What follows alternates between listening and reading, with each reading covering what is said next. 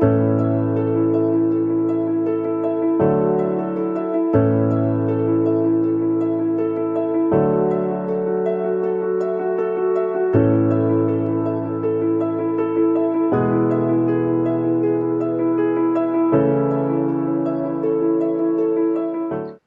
evening, one and all present here. Hope everyone is safe during this pandemic. I welcome you all for the 38th International Webinar of Seshadripuram Union Degree College in association with Robert Gordon University, Aberdeen, Scotland, UK, and Karnataka State College Librarians Association on Global Standards in Library Science 2. At the outset, I'm happy to inform you all that our Union College is celebrating its Golden Jubilee year. On behalf of our college, we congratulate all the stakeholders. Department of Library and Information Science, in association with Robert Gordon University, Aberdeen, Scotland, UK, and Karnataka State College Librarians Association, is organizing international webinar on global standards in Library Science 2. I now request Vinay Sagar sir to play the video of our college. Over to you, sir.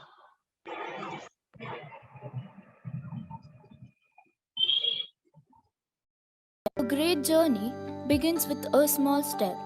Proving this statement true, it all began in 1930 when two women educational enthusiasts took up a noble initiative. In the erstwhile posh locality of Seshadripuram, Srimati Anandamma and Srimati Seethamma started a primary school with 20 children. Now, Seshadripuram Educational Trust under its umbrella has 36 institutions. It all began with the educational visionary Sri K.M. Nanjappa, the then President of Seshadripuram Educational Trust. In 1971, which has been a landmark in the history of education for the working students by starting Seshadripuram Evening College. Our college started with the primary objective of imparting formal education to the quality and needy. The college is affiliated to the Bengaluru Central University.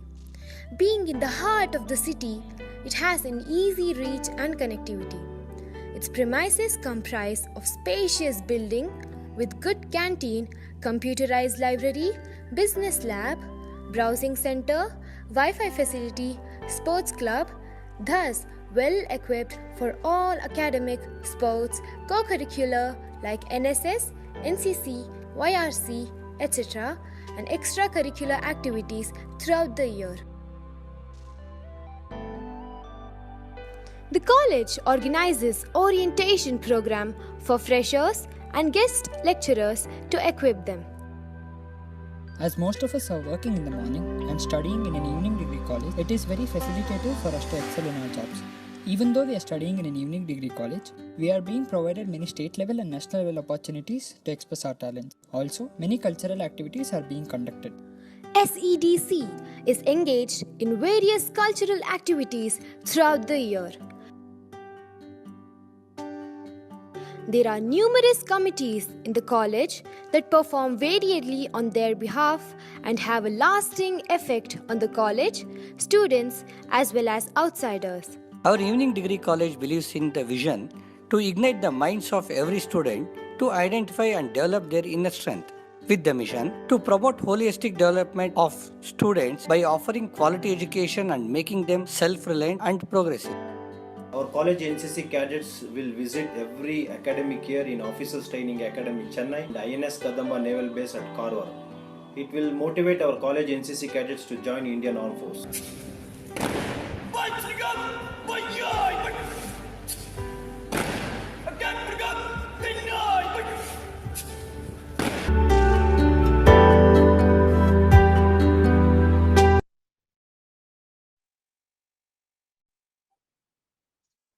Thank you, Vinay Sagar sir.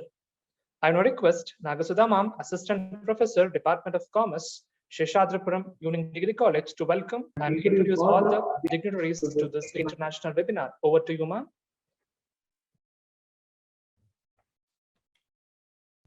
A very good evening to India and UK. I take this opportunity to welcome you for this international webinar in association with Robert Gordon University, Aberdeen, UK, and Karnataka State College Librarians Association. At the outset, I would like to thank all the office bearers of this great institution and welcome all of them. Now, I would like to introduce and welcome our first theme speaker, Dr. Konstantina, Teaching Excellence Fellow and Course Leader for the M.Sc Information and Library Studies Program, Robert Gordon University. Dr. Konstantina is Senior Fellow of the Higher Education Academy and holds a PhD in Information-Seeking Behavior and a certificate in Leadership and Management. Her research work encompasses a number of interrelated areas, including information-seeking behavior, information literacy, and digital literacy, with an emphasis on the everyday life context.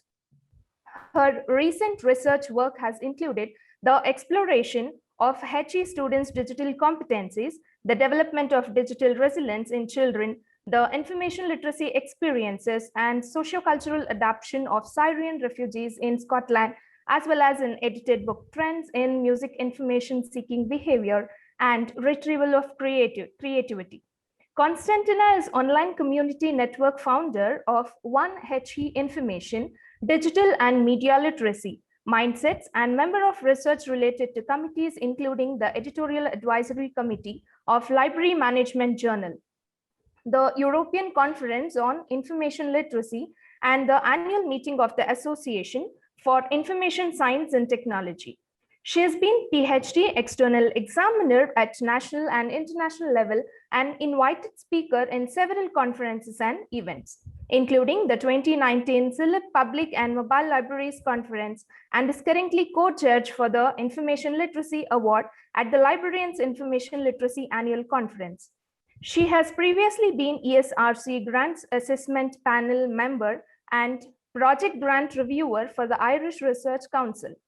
In 2019, she received an Emerald Literary Award for Outstanding Reviewer.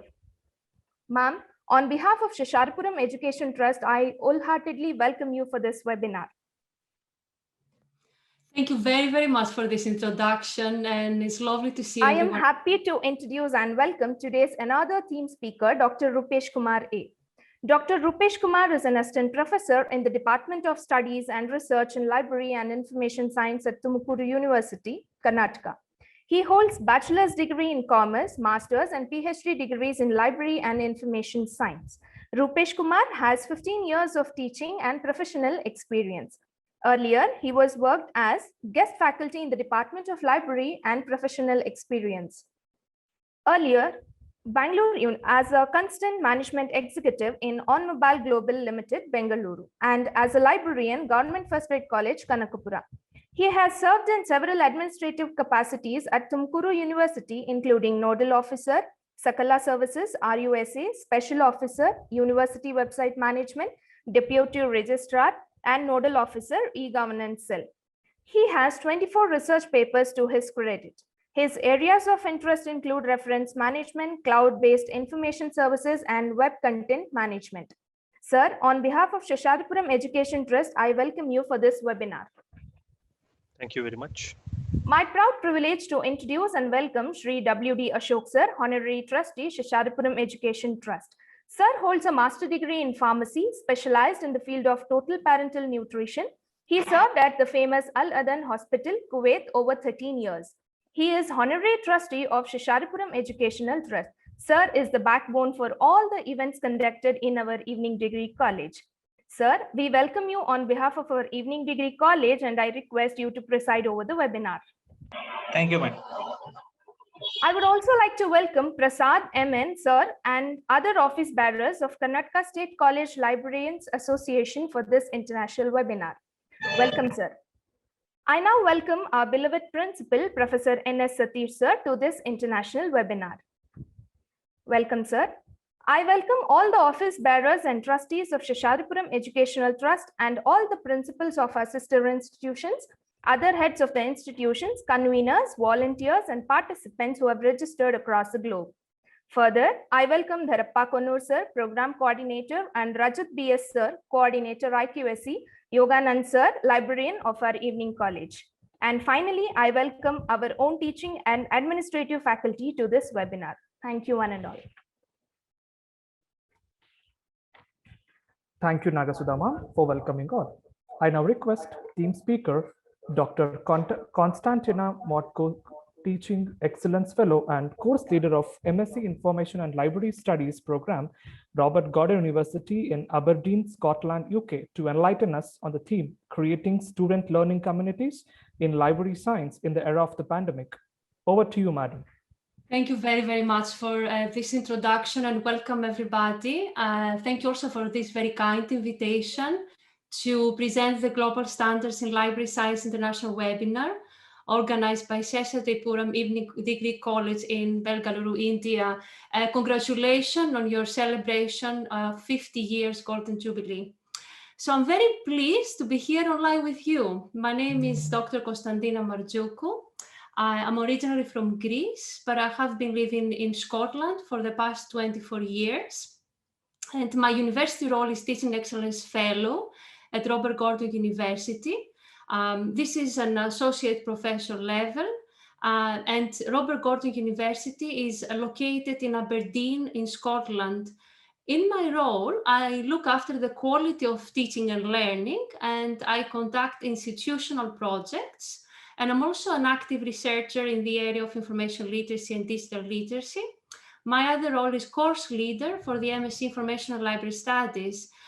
We are very proud that at Robert Gordon University we have received a number of recognitions in the past few years.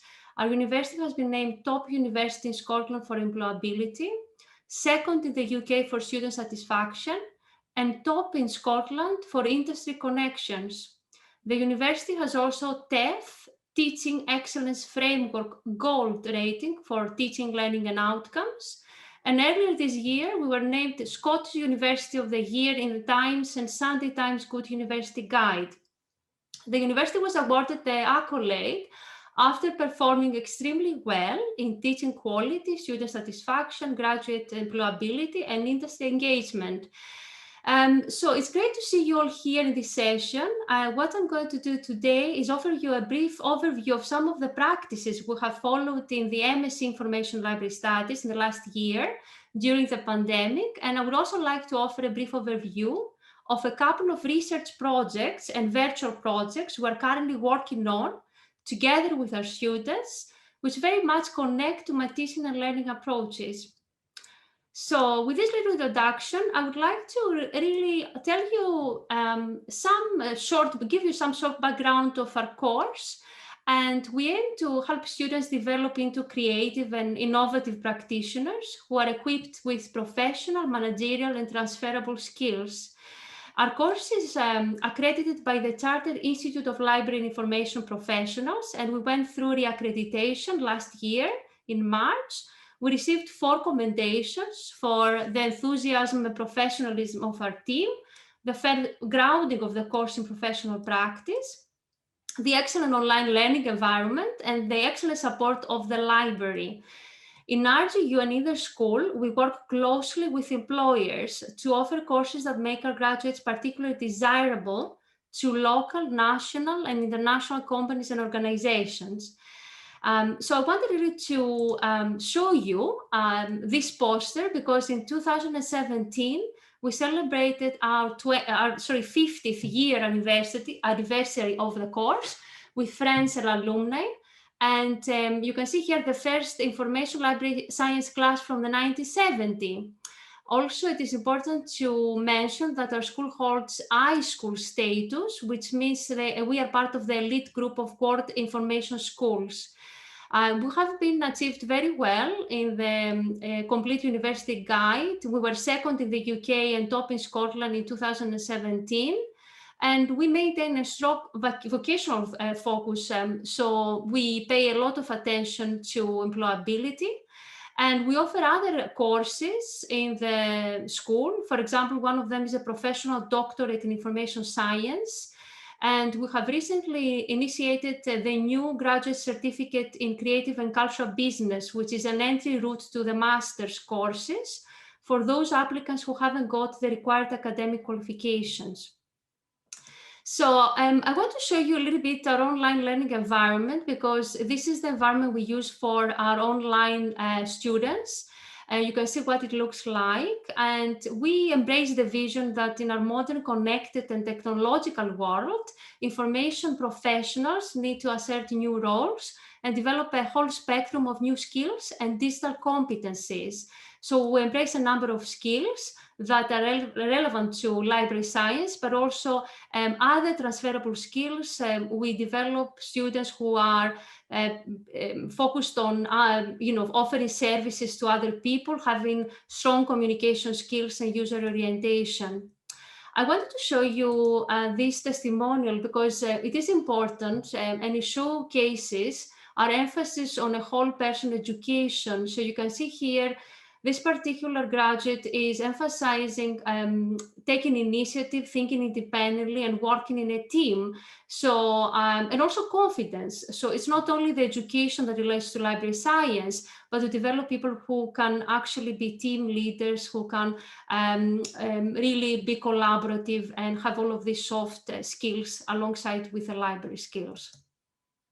But now I wanted to give you an overview of some of the initiatives we have developed over the past year. This is actually, this has been one of the initiatives we developed since in the last 2 years. But in the year 2020, we had to work more around the new requirements that were created by the pandemic. And we developed a number of innovative projects, and I would like to offer you an overview of these. So this one that you see here is a partnership with the Chartered Institute of Library and Information Professionals in Scotland, and it's called New Voices Blog. We established this blog, this collaboration actually, RGU blog series is called, in 2019. And our students could write their own individual blogs. So selected students' graded work appeared in the form of an opinion-based blog post and was shared with a professional community of librarians. So this year, we focused on a theme that is really important for the pandemic and what we're experiencing. So we asked the students in the post-COVID-19 professional world, what information literacy, digital literacy, or media literacy competencies are important for information professionals to develop in view of how the pandemic has changed the world. And you can see some segments and examples here of some of our students who are international students and study everywhere in the world. This has been a great opportunity because it's a collaboration with a new professional community of the Chartered Institute, and it gives opportunity to students to achieve above and beyond the requirements of the course. The other thing that we have been doing is that we have a module that is called Professional Industry Experience, and that particular module is connected to a placement. But of course, during the pandemic, we wouldn't offer a placement because nobody could travel. So what we did instead, we offered to all our students the opportunity to conduct virtual projects. And you can see some examples of virtual projects that were external. For example, one offered by CLIPS here, or you can see 3 other ones offered by Aberdeen City Libraries as well. But we had several internal and external projects, and the students took them on and worked on them. The virtual projects would take the form of anything really, from a practical task, from a research-based task, from conducting market research for libraries, or developing a market and business plan, testing out a system, developing a collection. So it could be virtually anything. Another innovative thing we initiated is the reflective professional journal. During the final stage of the course, master students have to write obviously their dissertation, and this forms a core aspect of the learning journey. So a lot of this work is of a very high level, but students never really have the opportunity to publish the work beyond that work that may be published within an academic journal together with a supervisor. So to address this issue, we launched an innovative student-led journal, the Reflective Professional, in collaboration with a library. The Reflected Professional is an open access journal in information science and information-related disciplines, and provides students the opportunities and the platform to publish their own work in a fully open access journal using an open journal hosting service. So we are going to have the first volume of this in June this year, and it is licensed under a Creative Commons license. So together with our students, we're also presenting this work in our Teaching and Learning Conference. Another project that we engage our students with, and this is one of my personal projects, is called Maddie's Online. And Maddie's Online, it's an innovative online video cartoon series which addresses everyday life experiences of preteen children from 9 to 12 years old. And its aim is to empower them with skills that help them to deal with challenging phenomena in their daily lives. For example, online bullying, managing online information, privacy, security, their online reputation. And this is very important because we know that these times half of 10-year-olds already own a smartphone and have their first social media at age 12 or under, and they face lots of different challenges. This is a project that has been funded by the Scottish Library Information Council, which is an organization that gives grants from the Scottish government. And we're very proud to have a total of 7 students on this. 3 of these students are supported by some financial assistance. And currently we're developing a new series on copyright. So it's dealing with all of those everyday life issues that children may experience. It has 2 series. The first series is on online resilience and safety. So this is dealing with all of these challenges that young people may face when they use social media. And the second series is focused on misinformation, fake news, and narrates the story of Maddie as she's trying to find information on a school assignment. And she encounters a lot of people, and she goes to the library as well, and she's trying to find good information, but some of this information is actually misguiding her. And the main aim of this cartoon is actually to engage young children in dialogue, to open up conversation and engage them in activities that help them to understand these crucial challenges, but also opportunities that may encounter in the online environment. We follow this framework, which has been developed by the UK Council for Child Internet Safety, Education for a Connected World. And it's a very interesting framework if you wanted to check this, because it can be used by educators and parents to equip children and young people for digital life. It designates a number of key areas of attention around online connectivity, but also the expectations required on the basis of knowledge and skills at different age levels. So it's a very important framework. This is one of the booklets we developed for Maddie's Online. I just wanted to give you a visual representation of that, so you can see that we tagged different external resources on online safety, online connectivity, and that accompanies the series as well. And this is very much student work. The student helped with the tagging and the collection of the resources.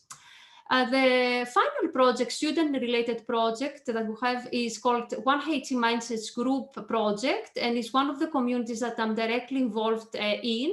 I set up this community in higher education to discuss issues of digital and media literacy and what it means in terms of participating, collaborating, and communicating.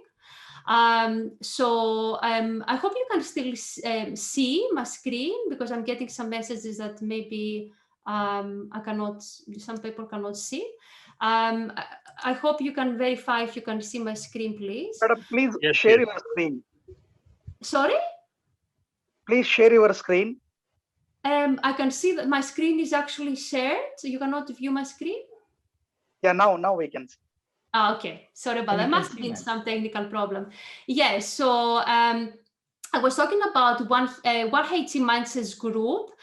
So we organize different activities there, webinars. We organize what we call fire chat and interactive workshops where we can involve dialogue and conversation with the guests. So our students collate different resources around information literacy, digital literacy, and media literacy. And we again organize them, and we have a quite active community and membership of around 260 people at the moment who engage with us, and we discuss these issues. So this was again a student project, and currently our students are finalizing their internship on this particular project as we speak. And finally, I wanted to leave you with this research, which is one of my research projects, but because I'm embarking on an institutional project, I wanted just to quickly mention this. It's called Students' Digital Competencies Development, and it's focusing on helping to develop students on all of these digital competency skills that you see on this slide. And we have developed a different number of actually, you can say, competencies. It's a self-assessment survey that we deliver to the students, and then the aim is to devise different programs to assist them, but also we aim to add a peer assessment element into that, because we know that some of our students are quite well in terms of the digital competencies. They are well advanced, whereas others may experience difficulties in terms of the digital competencies.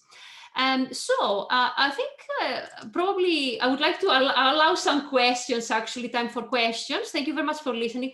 These are 3 of my publications here, if you wanted to pursue some of these areas that I briefly mentioned today. One on the digital competencies, another one is about the developing role of academic librarians, and the final one is on the cartoon series. I think I'll leave you with that. It concludes my presentation. I'd like to thank you all for your attention, and I hope you found the initiatives that we have developed for our students useful. So I would like to invite any questions that you may have now. Ma'am, questions will be asked after the theme speaker too.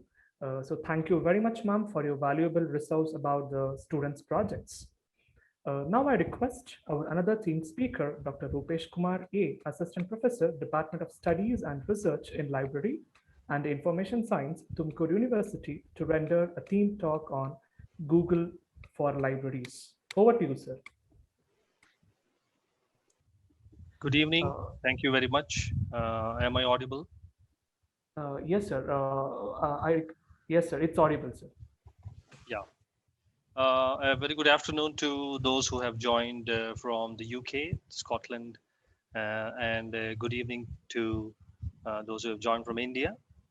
And a very good evening to Dr. Konstantina as well. So it's a pleasure to be here. My session will be demonstrative in nature. I'll straight away get into demonstration, giving a little background of what I'm going to demonstrate. Before I start my demonstration, let me share the screen. Let me also get a confirmation as to, can I share the whole screen here? Sure, sir. The entire screen. I don't see any option here, because I'll be toggling between applications, so I may have to. Okay, anyway. Yeah. So I hope my Word doc is visible to you. Yes, sir. Yeah. So in this session, I will be demonstrating as to how to create a cloud-based online library catalog. Perhaps this is suitable to those libraries which may have financial crunch to host their library catalog online on their own website, or due to lack of technical expertise, they may not be able to do so even though they have a domain. So in this demonstration, I'll be making use of Google Drive, and I will be creating an online searchable, browsable interface for any data, any information. As an instance, as an illustration, I have considered library catalog. Since I'm addressing an audience consisting of library and information professionals, it is best to start with a library catalog. So let me start my demonstration.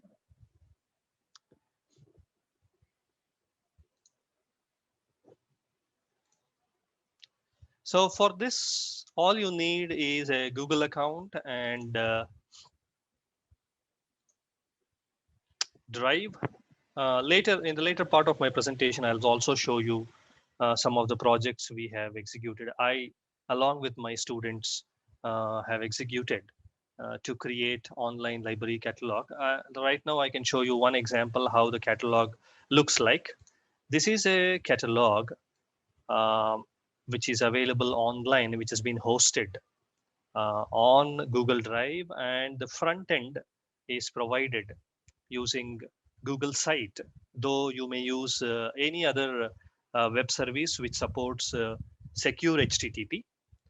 So the point I'm making is that it is easy for any library to create an online searchable interface using Google Drive and a tool called a service called Awesome Table, which I will be demonstrating.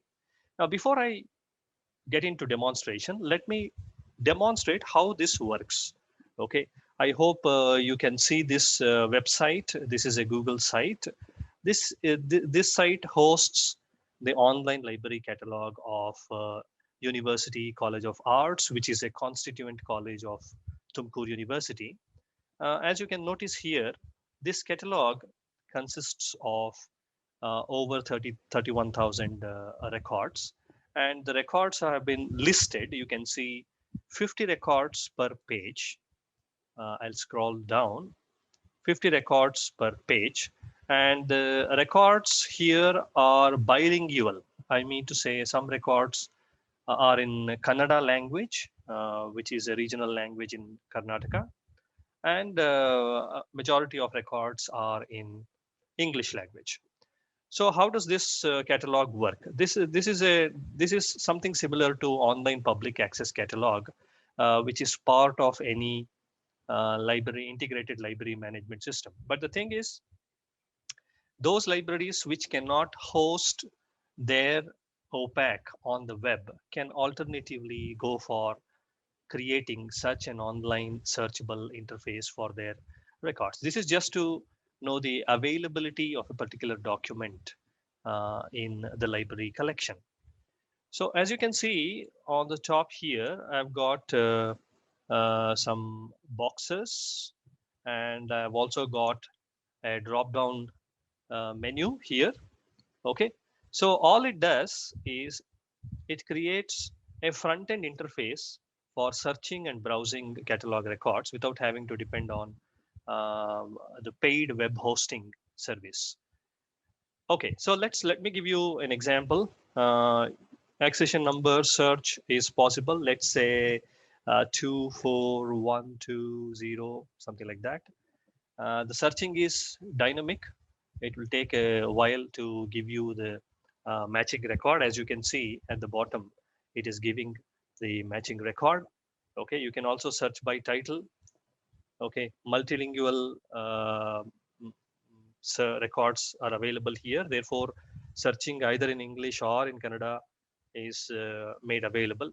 I can search any of the, let's say, English. So as and when you start searching, the matching records will be displayed dynamically at the bottom.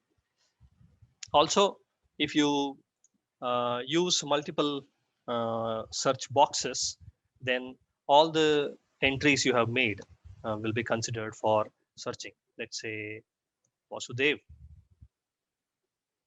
Yeah, so you can see that combination of two metadata fields have been used for searching this particular record. A unique record has been searched and retrieved at the bottom. So creating this kind of front-end interface is not at all difficult. It does not require any technical knowledge. All it needs is to know how to use two tools. One is Google Drive, which you all are aware of, and the second is a service called Awesome Table. Okay, so before I move on, let me also show a search in Kannada. Okay, for searching records in Kannada or any of the Indian languages, you may need an IME. Okay, though you can go for Google input tools for a particular language, you need an IME. I have given a hint here. You can download Bhasha India, Microsoft Bhasha India IME for various languages as you need. So in my case, I'll go for Kannada language. I already have installed Google Input Tools Kannada IME here. So I will be demonstrating, let's say I will type author as Akshara, and you may notice that Akshara is searched and retrieved here. So it is easy for librarians to create such an interface. It is also easy for users to find out the availability of a particular document in the library collection using this interface. And the best part is it does not require any technical expertise, neither does it require any paid hosting service. Okay, let's get started. At the end, I will also show you some of the other initiatives, similar services we have created using the same method.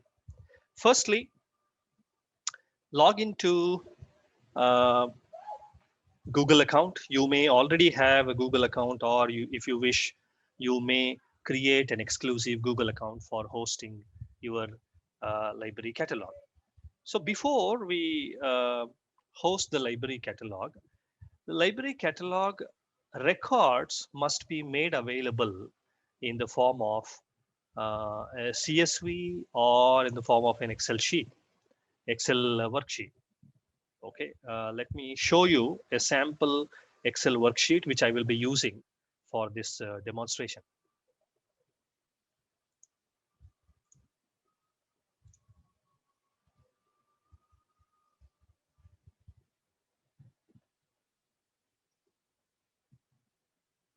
Just give me a moment, I will share.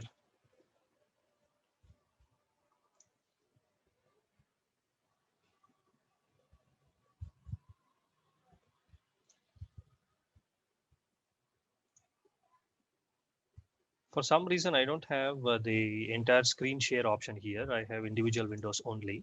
So I may have to stop sharing and start sharing another different application. I hope the Excel worksheet is visible to you now. Yeah, can you please confirm whether this Excel sheet is visible to you? Yes, sir. We can. Yeah. Okay. Okay. So what you see on screen is an Microsoft Excel file, which has been modified suitably to host on Google Drive. What are the modifications which have been made? As per MARC record, there may be many bibliographic elements available in a particular record. Those which are very important, those which the users feel important, or only those bibliographic fields have been retained here. And to improve the readability, the data has been converted into uppercase. This is optional. And you can see the first column that we have is a type of document. You can see book and a report, and you can see some CD-ROM. Okay, so there are a few types of documents. This is for the reason that when you create an online searchable interface, the user should be able to filter the documents even based on the type. Secondly, accession number and then the title, authors, all the authors can be combined into one particular cell. And then edition, place of publication, name of the publisher, and the year of publication. So this is the source data for us. This will be used to create online searchable catalog. Okay, so the name of this file is catalog.xlsx. I'm going to go back to my browser, Google Chrome. I'll stop sharing this. I'll also close this Excel file. This file will be uploaded on Google Drive. So let's go to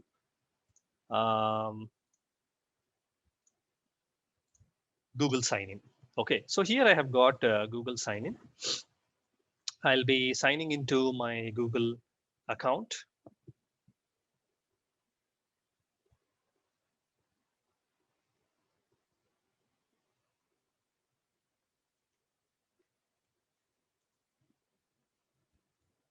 Okay, let's see.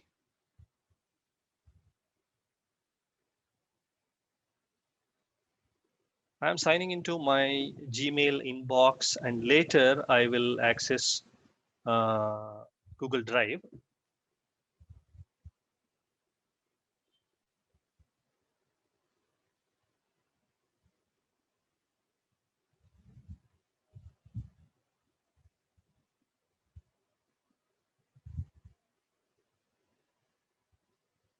Okay, there may be some issue, some technical issue which I'm facing here. Are you able to see the screen? Yes, sir. We could see. Yeah, thank you very much. Okay, so this is the Gmail inbox of my account. I'm going to access from here. I can access my Google Drive. I'll click on this grid that I have on the top right, and I'll click on Drive. Alternatively, you can directly sign into Google Drive. So this is the landing page of my Google Drive. It is fresh. There are no files. Now I'm going to upload the catalog XLSX file, which contains the records of my library catalog. So I'll click on New.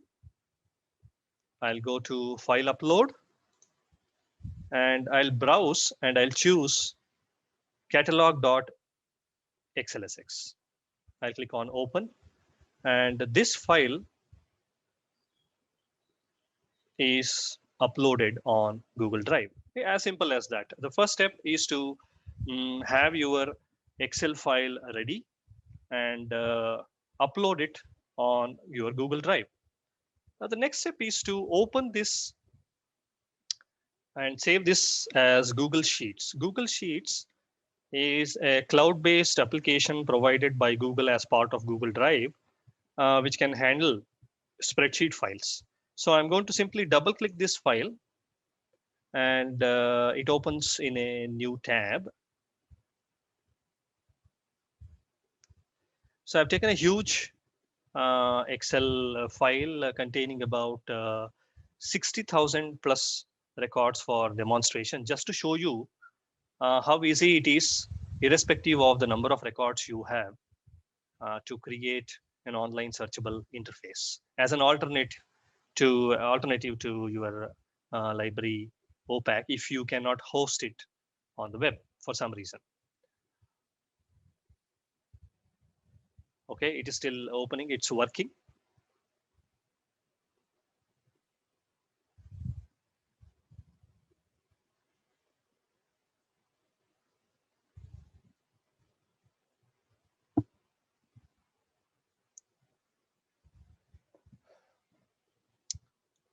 So the file is open, it is still working. Let me go to, once it is done, let me go to File. I'll go to File menu.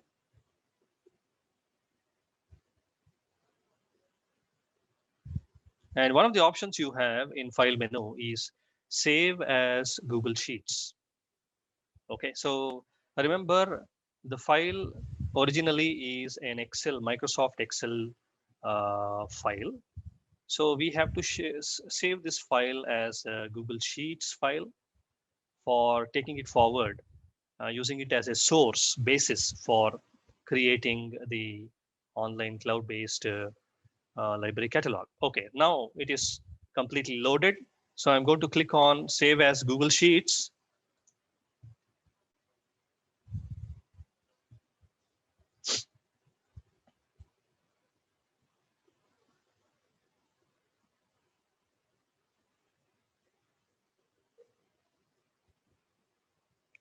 And now you see that the file is loaded in a new tab in Google Sheets application.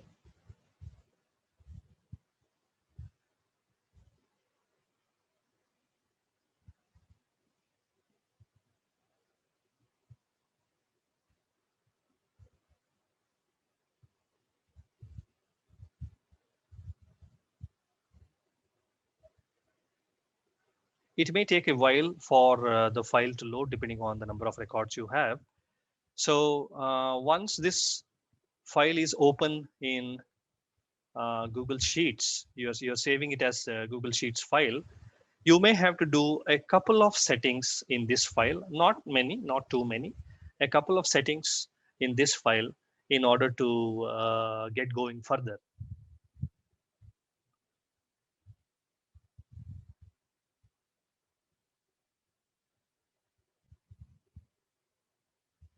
Okay, it's almost loaded.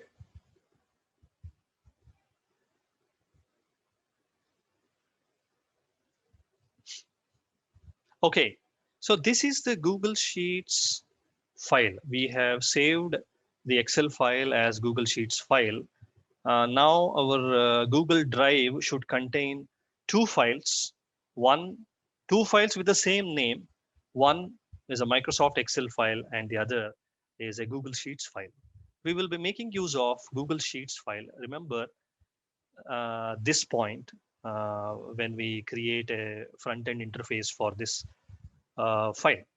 Okay, fine. So we notice that in this file, we have the first row as the header row. This contains the names of the columns. Okay, so all I do is in the second row, I'm going to right click on number 2 and I'll click on insert one above. This means insert one row above. A blank row will be inserted in the second row. Now in this row, I'm going to make use of this row to define what we call filters, awesome table filters. Okay, for now I'll simply define the filters. You will get to know what those filters stand for in the later point.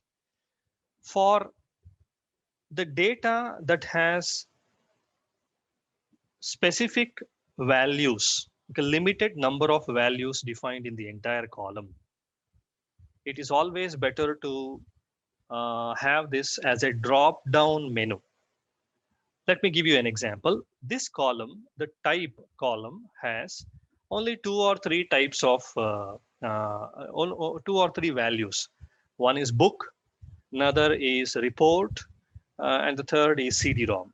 So when you have limited number of values in a particular column, go for a filter called category filter. Please observe how I'm typing the name of the filter. This has to be done on the second row itself before your actual data starts. And this has to be done in camel case. That means do not leave any space between the words. And the first letter of each word should be capital. So category filter. Defining a particular column as category filter will filter the unique values available in the column and will create a drop down menu for the front end interface. Okay.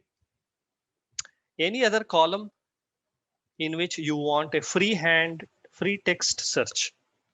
Free text search, you need a text box where user can key in whatever keywords they want to search.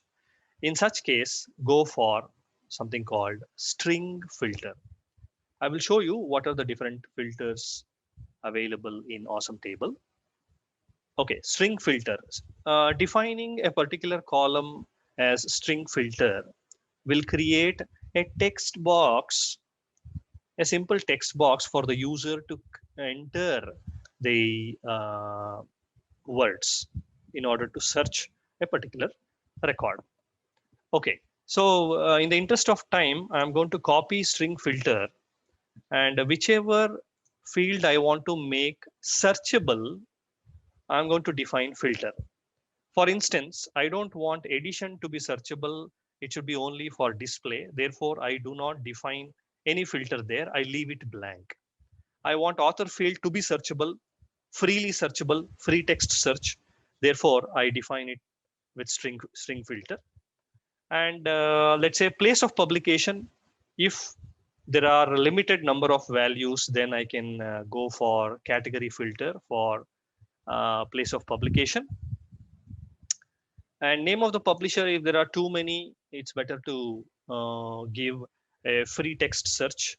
So let me go for string filter. Or if you don't want publisher based search in your front end search interface, in your catalog, then don't define any filter, leave it blank. Same with the year of publication.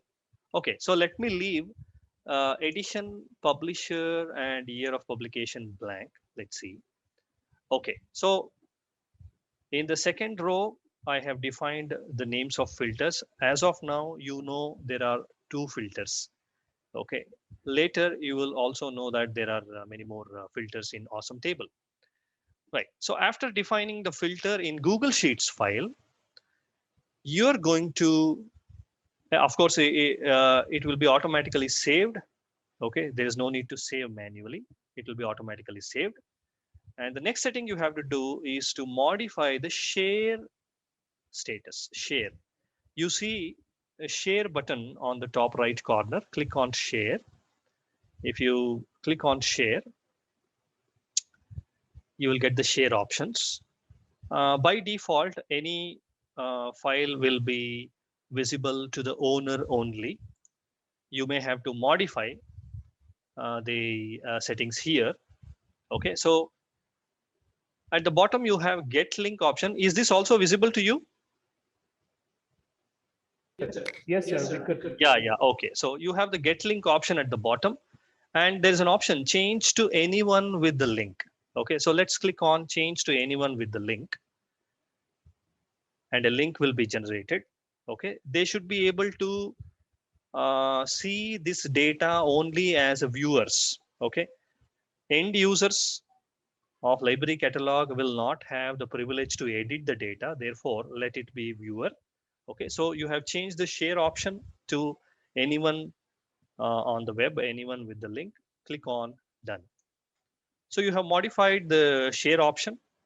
And lastly, you have to publish this Google Sheet file to the web. So let's go to file.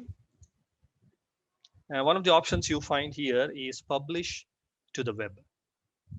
Okay, use this option, publish to the web. Okay, you want to publish the entire document, obviously, as a web page. So simply click on publish. There is no need to modify any setting on this window. Click on publish. It will ask you for your confirmation. Click on OK. And Google Sheets file will be published to the web. Okay, once it is published to the web, it becomes available even as a web page for viewing on the web. So that's all we have to do with the Google Sheets file.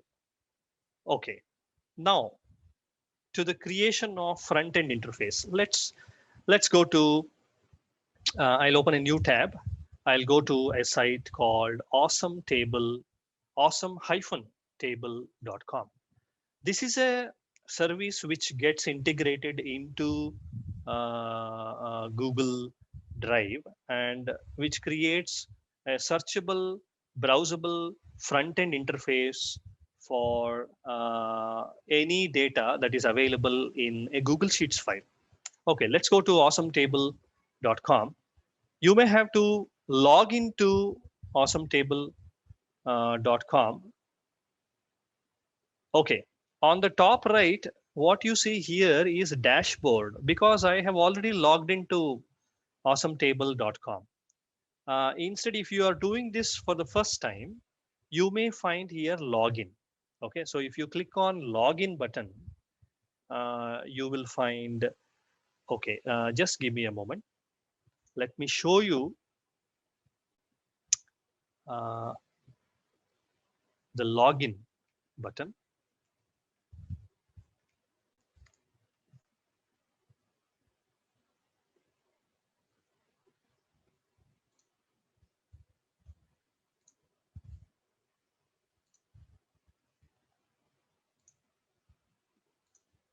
Yeah. Oh, here also I have logged in. Let me, okay, let me show you later. If you click on dashboard or if you click on login, it will take you to app.awesome-table.com. So Awesome Table will create a searchable view, searchable snapshot for any data that's available in the form of a Google Sheet. Okay.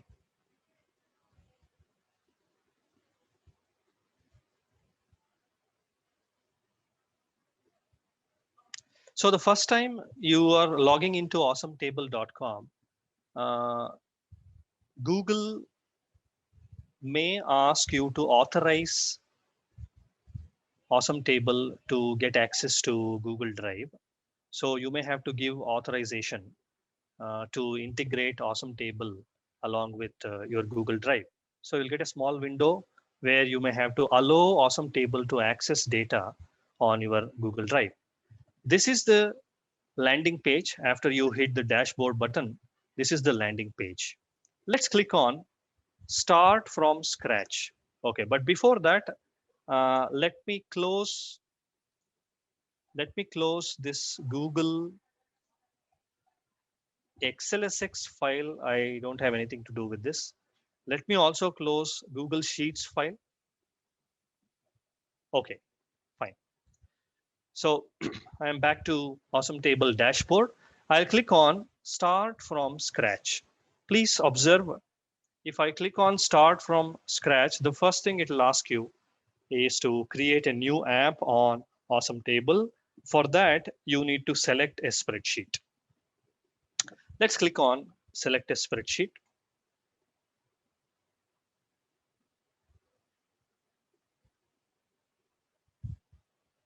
It will take you to your Google Drive and look for the files available on your Google Drive. As you can see here, there are two files. Okay, can you make out the difference between the Excel file and the Google Sheet file?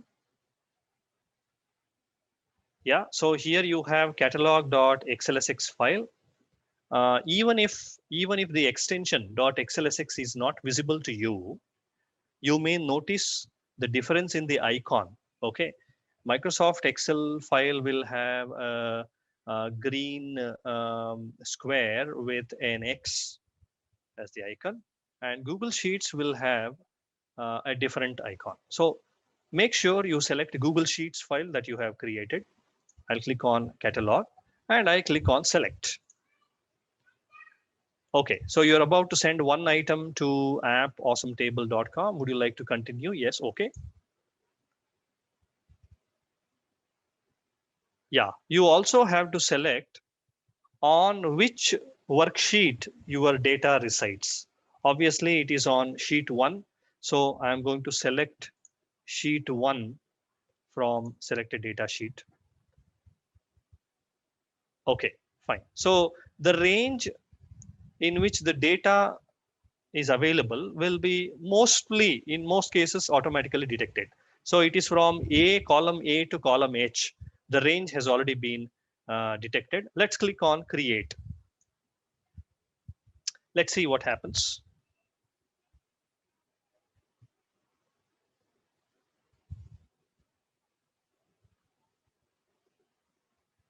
Let's wait for Awesome Table to create a searchable and browsable view for the data available in catalog Google Sheets file. It may take a while because I've got about 60,000 records. So please be patient until the view is created by Awesome Table. Yes. Okay. Now you see an Awesome Table view. Okay, it's indeed awesome for librarians because they can create different kinds of online searchable, browsable interface for data that is required by the end users. Okay, what you see here is type with a drop down box. You can notice that Awesome Table has identified category filter and it has created a drop down menu of unique values. For this, you must make sure that every value is entered uniformly. If there is a difference, for instance, if the cases, if you enter some value in small case and some value in uppercase, so the difference in case may create different values here. So I have made sure that the values are entered uniformly throughout the file. So throughout the catalog records. Therefore, you see book, and it is also showing the number of records available. So this is what happens when you define category filter for a particular column. So when do you usually define category filter? When you have finite number of values throughout your library catalog. For instance, type of document. And secondly, for accession number, title and authors, there are free text boxes created because we have defined these as string filter. Okay, so let's say something can be entered in the title and Awesome Table will search and will find out the matching records and it will give you. Okay.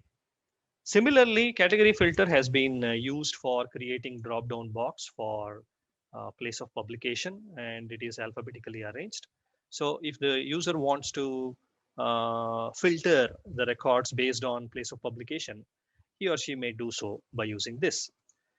We have created a snapshot, a searchable, browsable interface. The last job is to create a front end. Okay, so since we are using Google, we shall use Google service, Google Sites. Okay, so let me go for a new tab and I'll go to sites.google.com. Okay, since I've already signed into my Google account, there's no need to sign in again for Google Sites services. It is already loaded. Now, I'll create a blank site first. I'll create a blank page. Okay, I'll click on blank. And a new page will be loaded. And it is here that I'm going to embed, I'm going to integrate the Awesome Table view into my Google site and then publish it. And voila, you will have your online searchable catalog. Okay, so creating a Google site is a cakewalk. It is very intuitive. Most options are self-explanatory. So let's give it a title. Let me call it, let's say, you may give your college library catalog. Okay, so I'll resize this suitably. Okay, these you can play around these options later. I'll rather focus on integrating awesome table. Okay, you can choose appropriate size for your catalog. Okay, at the bottom here, you can give an introduction using a text box. Okay, welcome to Rupesh online catalog, and a word about how to search this catalog. Whatever information you want to give, you can give as an intro to your catalog. Search the catalog using the boxes at the top, something like that. Okay, so here is a text box, and at the bottom I'm going to embed the awesome table view that I have created here. Okay, very easy. There is an embed option here. I'll click on embed option, and here I get the URL for the view, Okay, so I'm going to copy this URL. URL has been copied. You can also choose whether you want desktop or mobile preview. I'll go for desktop, and then I'll come to my Google site, and I'll use embed option and paste the URL.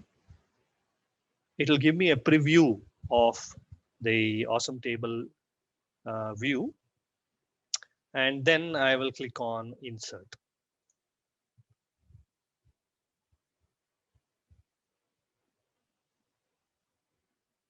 Okay, let's wait for the data to load, and then we can resize this element appropriately to give it a bigger view.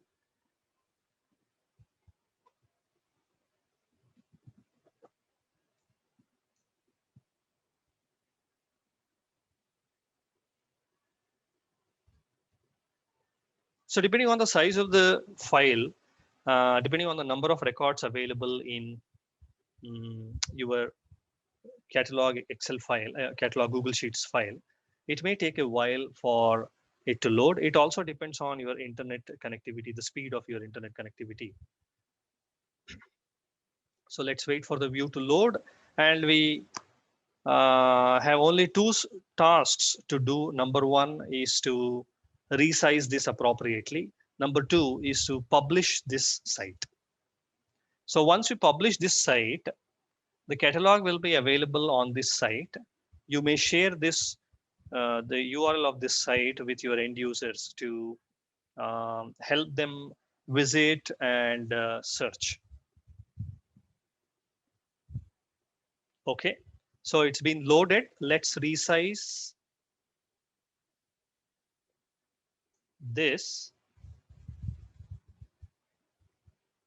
Okay, I'll take the full area because I have many fields to display.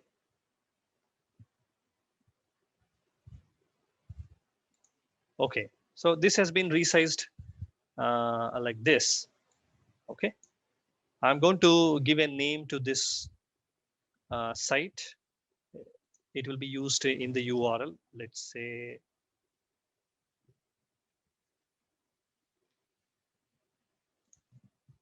okay, fine. So this document has been renamed Rupesh catalog. Okay, so lastly, I just need to publish this site. I'll click on publish, and Google Sites will check whether this particular web address is available or not. Okay, right. So if you have a domain, then you can link this, map this domain, custom domain to this particular Google site. Since I don't have any, I'll go ahead with the same. I'll click on publish. So my site has been published. I can click on this small arrow and I click on view published site.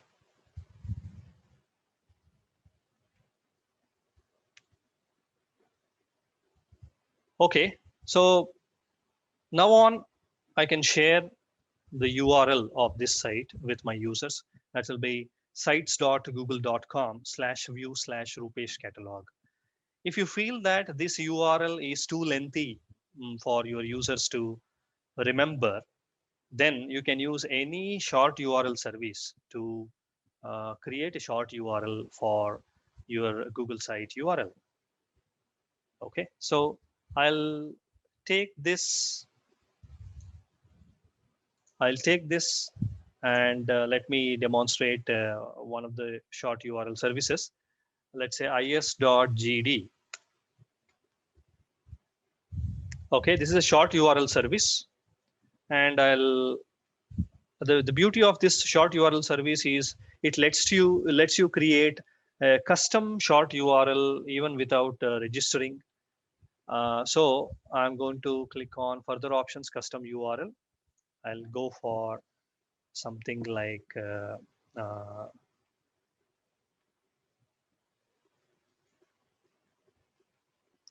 let's see if it's available. I'll click on shorten. Okay, it's available. It's available. So you can share this URL instead with your users to visit your online catalog. Okay, so let's try it out. Yeah, it'll be redirected to the Google site. As simple as that. Let's check the search functionality.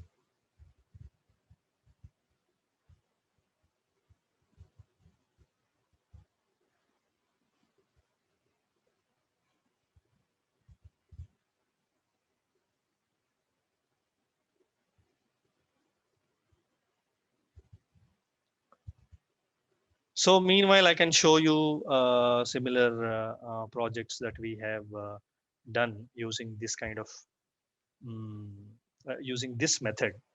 Okay, we created a kind of union catalog of the collections of the records of engineering college libraries in Tumukuru district. Tumukuru district has about 7 engineering colleges. We collected the catalog records of all the engineering college libraries, which came to around 360,000 records, and we have created a sort of union catalog for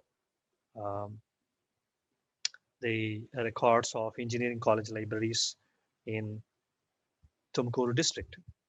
Okay, similarly, we have created an online directory of library and information science teachers in India. So which had only meager about 150 or 160 records. So it was easy for us to create. The more time consuming part is data collection, collecting the data. We had to collect the data from different websites of different universities. So we have created an online directory of library and information science teachers in India. And a more recent project we have taken up is creating cloud-based Dewey Decimal Classification service for Kannada. Okay, I mean to say we will take up to third summary of Dewey Decimal Classification, and we use various online open source dictionaries to find out Kannada equivalent terms for each term. And we have planned to create one such to help those libraries which do not have Dewey Decimal Classification schedules, which do not need depth classification. They need only up to the third summary. They may predominantly have their collection in Kannada language. So to help them, we have created, or we have already created, but it is yet to go live. Before we do that, we need to go through with certain formalities. So let me just show you a glimpse of the file that has been used to create this. And later I'll be concluding my presentation. Let me just show you. Yeah, is this Excel file visible to you? Yes, sir. Yeah, okay. So this is the Excel file in which we have main class number, main class, second summary subject, and then third summary subject. And for the third summary subject, we also have identified the Kannada equivalents from various open source and free dictionaries. And once we are through with the clearing formalities, this will be hosted online, and the URL will be shared with all the library professionals who may make use of this to find out the appropriate Dewey Decimal Classification number up to the third summary. So this can be easily hosted. Since we have Kannada entries in Unicode, it should not be difficult for the users to search even in Kannada, not only in English.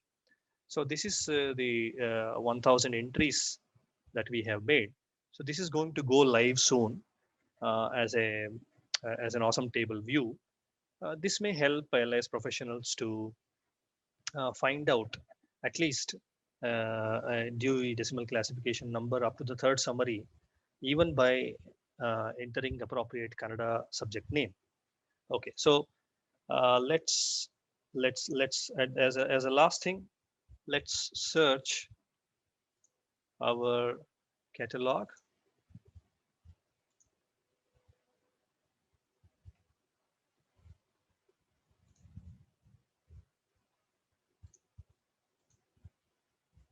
Oh, I'm sorry. I need to share Chrome. Yeah, okay. So this is the online directory of library and information science teachers in India. It is perhaps still loading.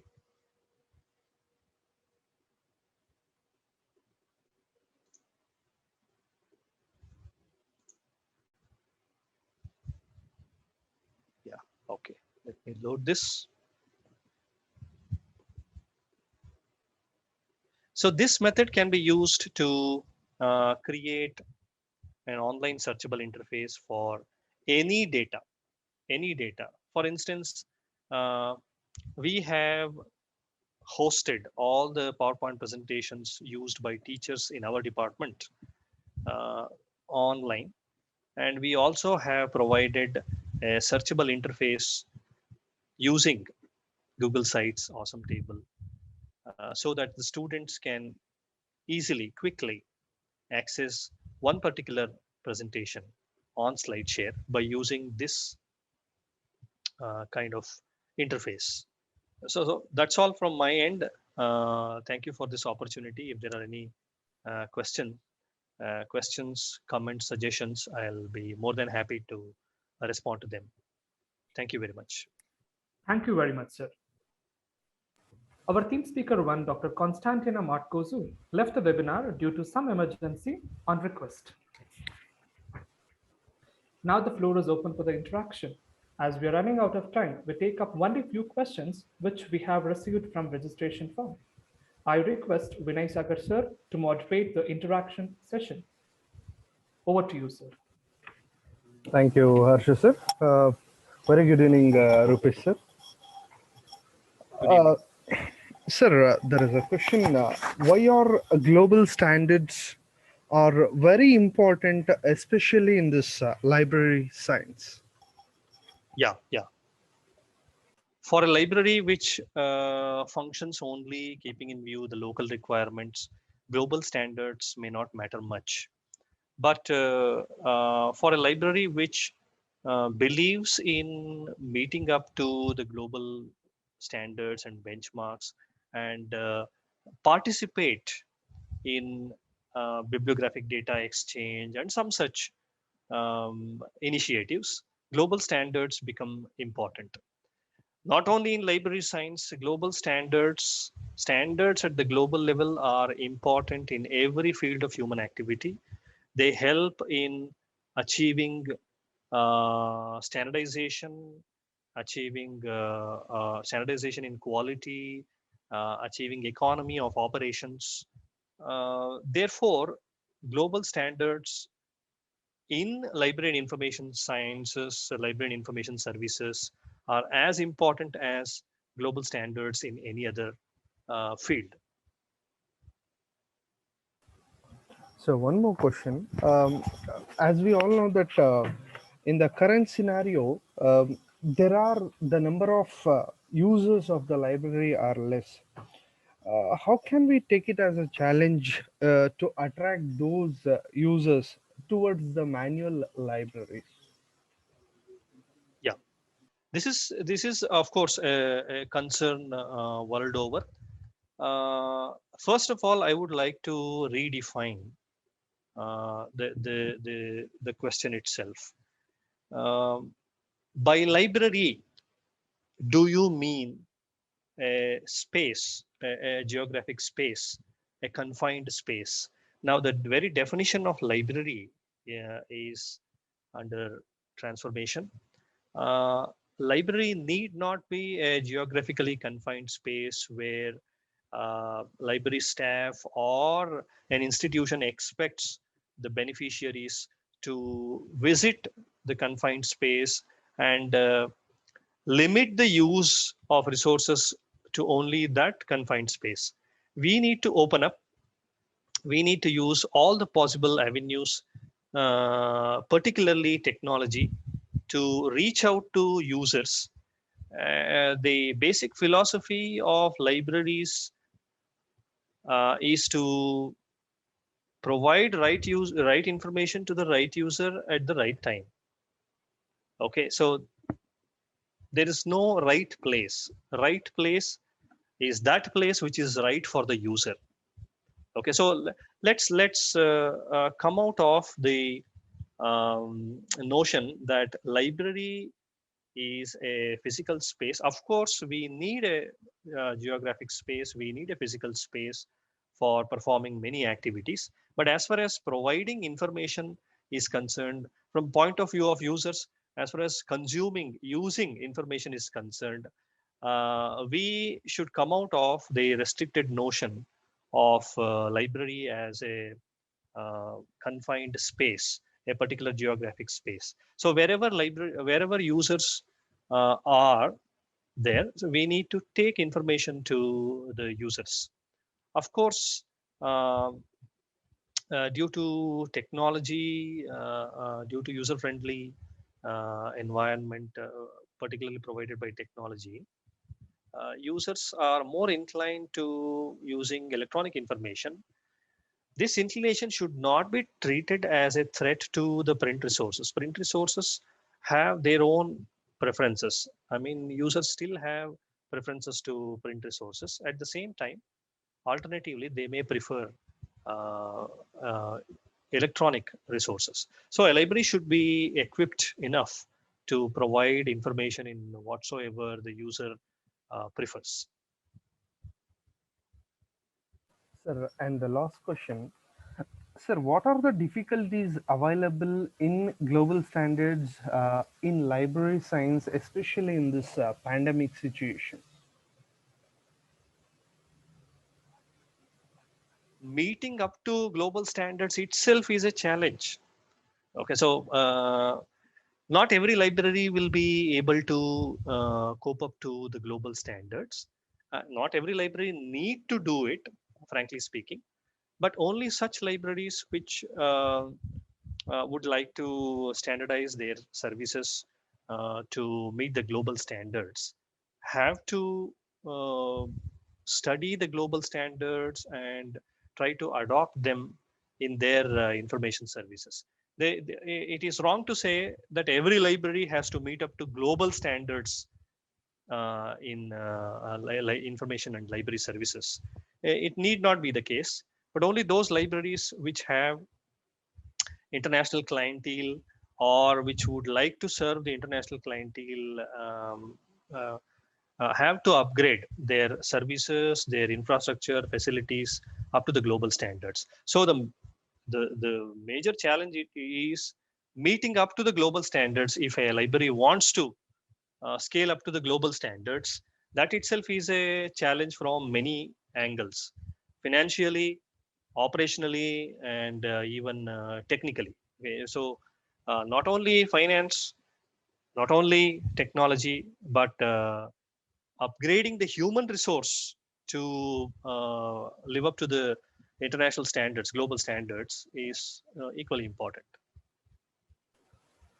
Sir, one more question from the participant. Sir, what other ways can we use the awesome table? Yes, yes. Awesome table basically creates a searchable view, searchable interface for any data that is available in Google Sheets.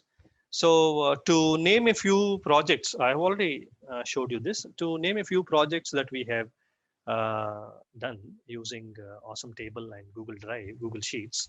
Number one, you can create a list of resources, online resources, which are available, which are scattered over various websites. You can compile a list along with the URL and store the list of these resources in a Google Sheets file, and you can provide a front-end interface.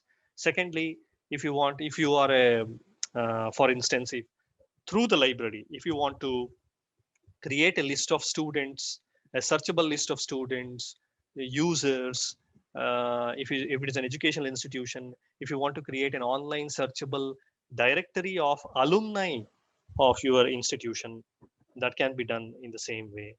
As I mentioned, we have combined the catalog records of 7 to 8 colleges, engineering colleges in Tumkur district. We have created an online union catalog, and we have created an online directory of open educational resources in library and information science. We have also created an online directory of massive open online courses available on various subjects from various MOOC providers. We have created online directory of library and information science teachers in India. The possibility is limited only by your imagination. So whatever data you have that fits into online searchable browsable interface, for any such data, Awesome Table can be used, and the level of ease with which you can create makes it literally awesome. Yes, sir. Sir, and the last question, can we get this process of publishing library catalog through internet? You mean to say the one that I demonstrated now? Yes, sir. Yes, sir. Yes. Of course, the video is being recorded. You can have the recording. You can follow this method. Okay, if you have any difficulty, then you may please email to me. I'll share my email address. So please feel free to email me on this email address. Okay, so if you have any difficulty in creating this kind of interface, you may please email me. Please do not be under the impression that Awesome Table works only with Google Sites. No, it can be integrated with any other web service provider, but the only condition is it should be secure HTTP. Having simply HTTP will not work. So you need to have HTTPS, an SSL layer for your web domain. So if you have HTTPS, then even with your college website, you can integrate this library catalog. And a couple of things I have to mention here. Number one, you may get a question. What if I have new records? Okay, so here I had 60,000 records. And what if I have another 100 records? New books have been purchased by me. I have accessioned, I have added those records into my library software. All you have to do is to take out the records, those 100 new records from your library catalog into an Excel file, and go to your Google Sheets file, simply paste them at the end. That's all you have to do. It gets reflected in the Awesome Table. That's number one. Number two, you may also get a question, is there a limit to this? Yes, there is a limit. The limit, some websites say the limit is 5 lakh cells. Okay, 5 lakh cells, 5 lakhs. Each Google Sheets worksheet can hold about 5 lakh cell, and the Google Sheet file has a limit of 20 MB.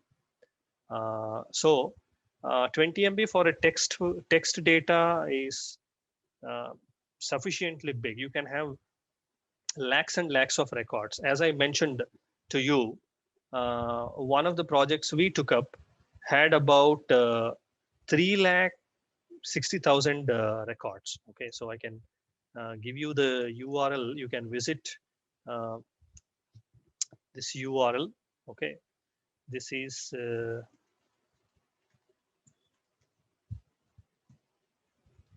okay. This is a short URL.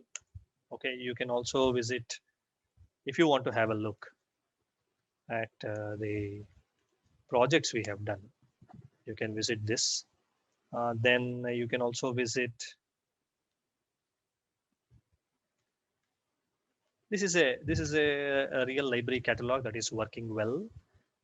University College of Arts library catalog. So there are many other projects which we have taken up. The latest being cloud-based Dewey Decimal Classification with Kannada equivalents for DDC subjects.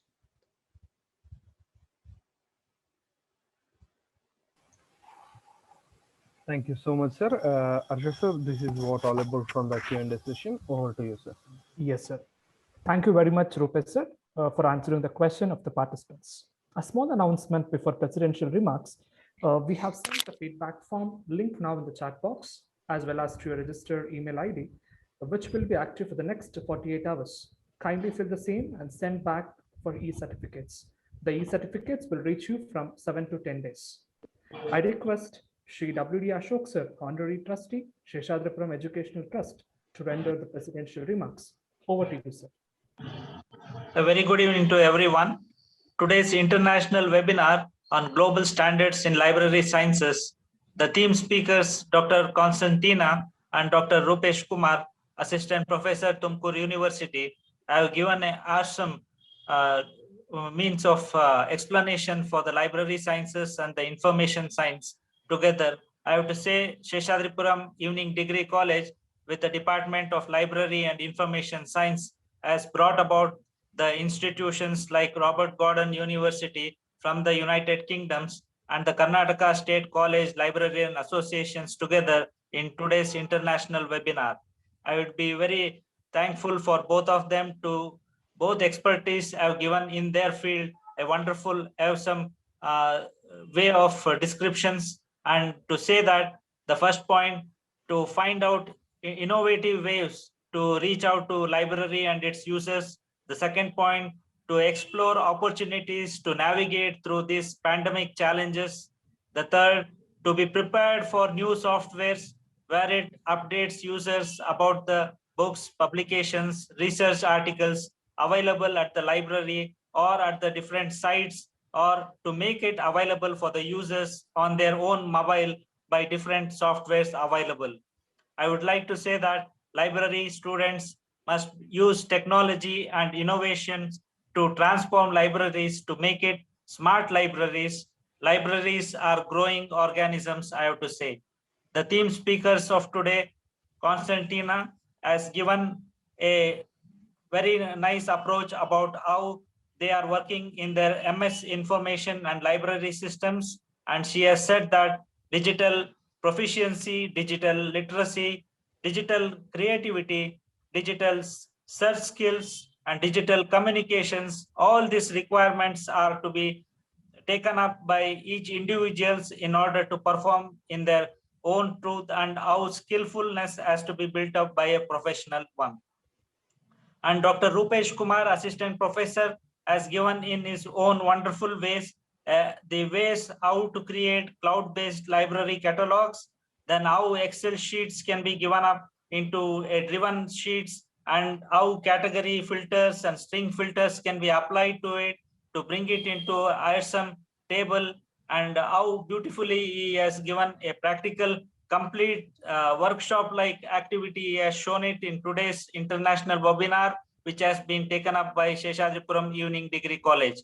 This, I have to say that whatever the practical aspects Dr. Rupesh Kumar has given, it's as though like a communication. Today it was like I have to say, a computer science class. He has demonstrated how actually practical aspects have to be taken up in order to bring about the transformation and how to update in today's environment what is required by library, not only the library or anybody in the field of teaching or in the science, information science, how he has to upgrade himself in today's environment. I would like to thank the team which has brought about this wonderful webinar. I will be very thankful to Dr. Satish and coordinators Dhareppa sir, Rajat sir, and the librarian Yoganand. And also I am very thankful for the Karnataka State College Librarian Association, Mr. Prasad, the president of Karnataka State College Librarian Association at the same time. Thanking again the theme speakers, Dr. Konstantina and Dr. Rupesh Kumar, for their valuable suggestions and comments. And thanks one and all for everyone for their participation. Thank you. Thank you very much, sir, for the presidential remarks. I request Vinay Sagar, sir, to render a vote of thanks. Good evening, one and all present here. It is my proud privilege to propose vote of thanks on behalf of Seshadripuram Evening Degree College on this occasion. Firstly, I would like to thank all the office bearers of Robert Gordon University, UK, and Karnataka State College Librarians Association for associating with us to organize the wonderful event. At the outset, in her absentia, I thank Dr. Martzoukou ma'am of Robert Gordon University, Scotland, UK, for associating with us to conduct this international webinar successfully. I'd like to thank you for sharing your insights on the topic. Thank you, madam. I would like to express our sincere gratitude to Dr. Rupesh Kumar, sir, Professor, Department of Studies and Research in Library and Information Science, Tumakuru University, India, for rendering a theme talk on Google for Libraries. I thank you from bottom of my heart for making people to understand that Google can be a great source of information for the libraries to provide their services, and at the same time, library or a librarian will never be replaced by the Google. I thank you once again for your team talk, sir. I thank Prasad MNN, sir, President, Karnataka State College Librarians Association, for continuous support to organize this webinar. Thank you, sir. I express our sincere thanks to Shri W.D. Ashok, sir, Honorary Trustee of Seshadripuram Educational Trust, for rendering the presidential address. Thank you, sir. My special thanks to our beloved young and energetic principal, Professor N.S. Satish, sir, who is the robust of our Seshadripuram Evening Degree College, and for guiding us all the time with his valuable inputs to organize this event successfully. Thank you, sir. I'd like to thank Dhareppa Konnur, Program Coordinator, and Rajat B.S., Coordinator IQAC, who have helped us to materialize this webinar. I express our gratitude to all the principals, conveners, and members of our sister institutions and other colleges, academicians, research scholars, students, and delegates across the globe for participating in this webinar. We will ever remain grateful to our teaching and administrative staff for their support. Thank you, one and all. Thank you, sir. An announcement. Very shortly, we will meet in one more international webinar of our evening college, that is on 17th of this month, 17th April. The topic is Digital Humanities, Session 8, in association with Lancaster University, United Kingdom, and Mississippi State University, United States. The registration link is in the chat box. Once again, thank you, one and all. Sir, can we conclude the webinar? Thank you. Thank you. Thank you all. You've been a wonderful audience. Thank you very much.